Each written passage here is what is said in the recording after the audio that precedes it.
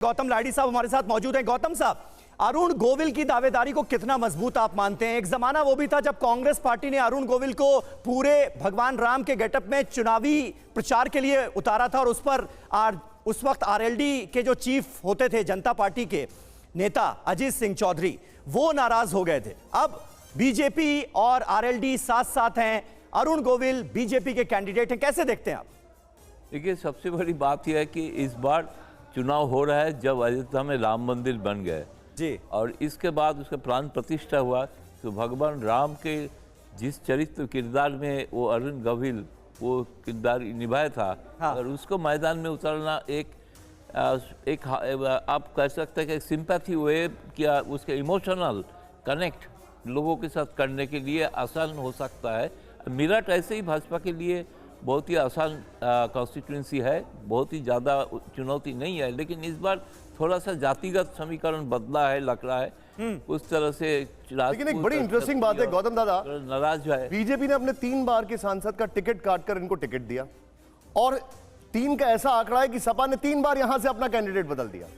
तो ये कंफ्यूजन क्या हमारा ये कंफ्यूजन जो है हमारे देश में आने वाले समय में अब आगे और दिखाई देता रहेगा कि जो 3 बार का सांसद है उसका टिकट कट जाए या 3 बार कैंडिडेट बदल जाए, क्योंकि अखिलेश ने खुद ही अपने आप को कन्नौज से अब फिर से कर दिया है। देखिए, 3 बार फिर से यानी अपने आप को उतार दिया नहीं, 3 बार का उम्मीद का मतलब उसके ऊपर एक एंटी इनकम्बेंसी भी होता है ना, इसलिए नया चेहरा 3 बार कैंडिडेट बदलने का अगर बात की जाए तो नहीं, इसलिए बदलना पड़ता है। कैंडिडेट को 3 बार होने के बाद चौथा बार भी लड़ना है, तो इसके ऊपर नहीं, लेकिन समीर चौगावकर जी, ये बार बार जो कैंडिडेट बदलने की नौबत आई समाजवादी पार्टी में, खास करके इसकी क्या आप वजह मानते हैं? यहां तक कि कन्नौज से भी कैंडिडेट बदलकर अखिलेश यादव फिर चुनावी मैदान में उतरते हैं और तमाम जगहों पर ऐसा हुआ समाजवादी पार्टी ने किया। जहां तक अगर कन्नौज की बात करूं मैं अखिलेश यादव का, तो उन्होंने बहुत अच्छा निर्णय लिया लड़के कन्नौज से चुनाव। देखिए, कन्नौज हमेशा से उनका एक बड़े समाजवादी पार्टी का गढ़ रहा है। अखिलेश यादव ने अपने कैरियर की शुरुआत 2000 में कन्नौज से जीतकर की थी।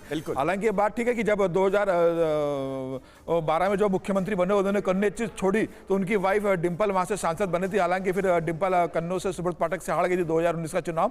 तो मुझे लगता है कि वो एक अपना स्ट्रांग होल्ड है, वो छोड़ना नहीं चाहते वहां से, और अपनी पत्नी के जो चुनाव हार हुई थी उसका भी बदला देना चाहते हैं। उसके अलावा मुझे लग रहा है पूरे उत्तर प्रदेश में कार्यकर्ताओं में समाजवादी, जो मैं दादा से पूछा तो ये था, जैसे हमारे देश में क्या हम आने वाले समय में एक नया ट्रेंड देखेंगे कि पॉलिटिकल पार्टीज लास्ट मोमेंट तक अपने कैंडिडेट्स चेंज करती जाएं? क्या ये अखिलेश एक नया ट्रेंड लेकर आ रहे हैं? ये स्ट्रैटेजी है या कंफ्यूजन है?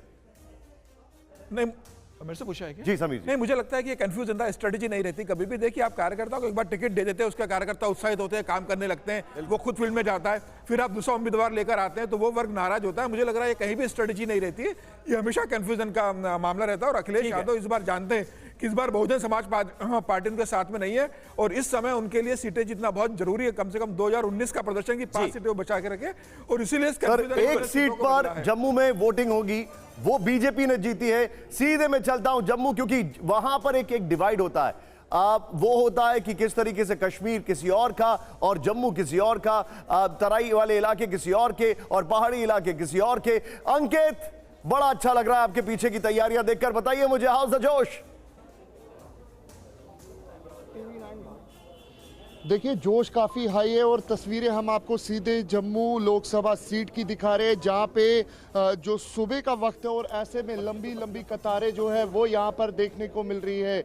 हालांकि जो तैयारियां हैं वो पूरी कर दी गई है। तकरीबन 2416 पोलिंग बूथ यहां पर बनाए गए हैं और तस्वीरों में आप देख सकते हैं खास तौर पे यहाँ पर जो महिला वोटर है उनमें काफ़ी ज़्यादा उत्साह देखने को मिल रहा है, और सुबह के वक्त किस तरीके से लंबी लंबी कतारें हैं वो यहाँ पर देखने को मिल रही। कुछ युवा वोटर भी हमारे साथ मौजूद है, उनसे बात कर लेंगे।